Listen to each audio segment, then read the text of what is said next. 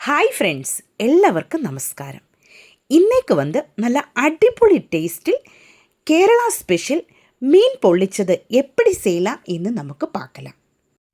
இன்றைக்கு கடல் மீனாய சூர மீன் வச்சு தான் நான் மீன் பொள்ளிச்செடுக்க போகிறேன். எந்த மீனாக இருந்தாலும் பிரச்சனை இருக்காது. இதே மெத்தடில் நமக்கு மீன் பொள்ளிச்சது இருந்தால் நல்ல சூப்பராகிட்டு நமக்கு சாப்பிடலாம். நல்ல டேஸ்ட்டாக இருக்கும். கண்டிப்பாக நீங்கள் இது ட்ரை பண்ணி பாருங்கள். இதுதான் சூர மீன். இது நமக்கு க்ளீன் பண்ணி எடுக்கணும். இதனோட தோல் எல்லாம் மாற்றி கரெக்டாக கழுகி க்ளீன் பண்ணி எடுத்துகிட்டு வரலாம். இப்போ இந்த மீன் நான் நல்லா கழுகி க்ளீன் பண்ணி அதனோட தோலெல்லாம் மாற்றி கத்தி வச்சு நல்லா டீப்பாயிட்டு வரைஞ்சு எடுத்துகிட்டு வந்திருக்கு. இனி இதிலேக்கு தேவையான மசாலா நமக்கு ரெடி பண்ணலாம். அதுக்காக ஒரு தட்டிலேக்கு 3 டீஸ்பூன் வரமிளகாத்தூளை எடுத்திருக்கிறேன். இனி 1 டீஸ்பூன் மிளகுத்தூளை எடுத்திருக்கிறேன். 1/2 டீஸ்பூன் மஞ்சள் தூள், 1 டேபிள் ஸ்பூன் இஞ்சி பூண்டு பேஸ்ட்டு, தேவையான உப்பு, 1/2 டேபிள் ஸ்பூன் எண்ணெய், இவ்வளோவும் சேர்த்து நல்லா மிக்ஸ் பண்ணி எடுக்கலாம். இந்த மாதிரி கை வச்சு நல்லா மிக்ஸ் பண்ணி எடுத்துக்கோங்க. அதுக்கப்புறமா நம்ம க்ளீன் பண்ணி வச்சுருந்த மீனிலேக்கு இந்த மசாலையெல்லாம் நல்லா தடவி டைம் இருந்தால் 1 மணி நேரம் ஃப்ரிட்ஜில் வச்சுக்கோங்க.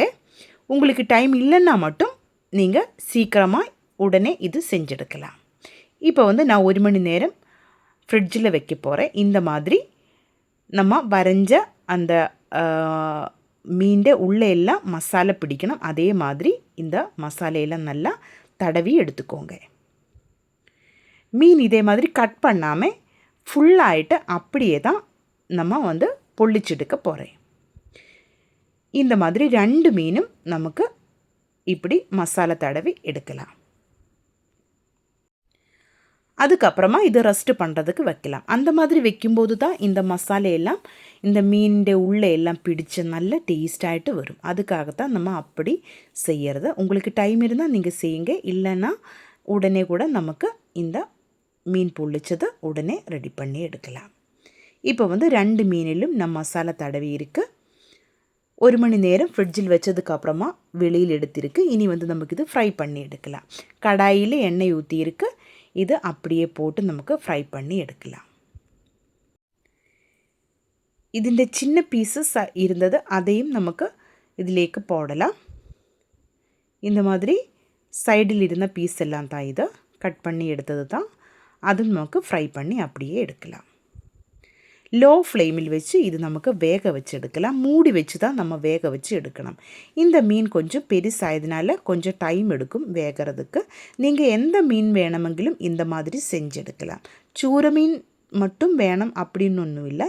எந்த மீனாக இருந்தாலும் பிரச்சனை இருக்காது. இதே மெத்தடில் தான் செய்யணும். இப்போ கொஞ்சம் கருவேப்பிலை எல்லாம் சேர்த்து திருப்பி போட்டு மறுபடியும் வேக வைக்கலாம். இனி ஒரு 10 சின்ன வெங்காயம் நான் இடிகல்லில் இடித்து எடுத்திருக்கு. கூட 1 பச்சை மிளகாயும் எடுத்திருக்கு. 2 தக்காளியும் ரவுண்டில் கட் பண்ணி எடுத்திருக்கு. இப்போ நம்ம மீன் எல்லாம் நல்லா கரெக்டாக வெந்து வந்துடுச்சு. இந்த டைமில் இன்னொரு கடாயிலேக்கு எண்ணெய் ஊற்றி நம்ம இடித்து எடுத்த பெரிய வெங்காயம் உப்பு போட்டு நல்லா வணக்கி எடுக்கலாம். கூட பச்சை மிளகாயும் சேர்த்து நல்லா வணக்கி எடுக்கணும். அதிலேக்கும் 1/2 டேபிள் ஸ்பூன் இஞ்சி பூண்டு பேஸ்ட்டு நான் சேர்த்தி இருக்குது.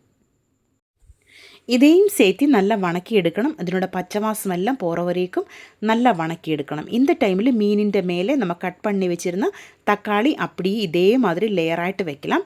இது நம்ம வாழை இலையிலும் செய்வாங்க. இப்போ நம்ம கடாயில் தான் மீன் பொள்ளிச்செடுக்க போகிறேன். இப்போ வெங்காயத்திலேக்கு 2 டீஸ்பூன் வரமிளகாத்தூளும் 1/2 டீஸ்பூன் மஞ்சள் தூளும் சேர்த்து வணக்கி எடுக்க போகிறேன். இந்த மாதிரி நல்லா வணங்கி வரணும். அதுக்கப்புறமா இந்த வெங்காயവും நம்ம தக்காளியோட மேலேக்கு போட்டு நம்ம கொஞ்சம் நேரம் மூடி வைக்கணும். அதுக்கப்புறமா மூடி திறந்து 1/2 கப்பு தேங்காய் பால் ஊற்றி நல்லா கொதிக்க விடணும். இப்போ பாருங்கள், நான் தேங்காய் பால் ஊற்றியிருக்கு. இது நல்லா கொதிக்க விடலாம். இந்த தேங்காய் பால் எல்லாம் நல்லா வற்றி வரணும். கொஞ்சம் கறிவேப்பிலையும் நமக்கு இதிலேக்கு சேர்க்கலாம்.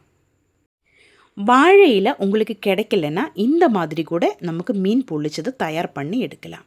இப்போ பாருங்கள், நம்ம தேங்காய் பாலெல்லாம் கரெக்டாக வற்றி வந்துடுச்சு. நம்ம சூப்பர் டேஸ்ட்டில் மீன் பொள்ளிச்சது ரெடி ஆகிருக்கு. ഇത് സാപ്പാടിൻ്റെ കൂടെയും കുച്ചിക്കിഴങ്ങിൻ്റെ കൂടെയും പുട്ടിൻ്റെ കൂടെയും எல்லாத்திൻ്റെ கூடயும் நல்ல காம்பினேஷன் தான். கண்டிப்பாக நீங்கள் ட்ரை பண்ணி பாருங்க. இந்த வீடியோ உங்களுக்கு பிடிச்சிருந்தா என்னோட சேனல் சப்ஸ்கிரைப் பண்ணுங்க, லைக் பண்ணுங்க.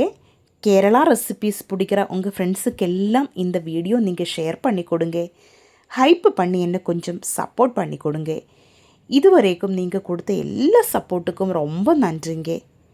உங்களுடைய ஃபீட்பேக் கமெண்ட்டில் எழுதி போடுங்க. தேங்க்யூ.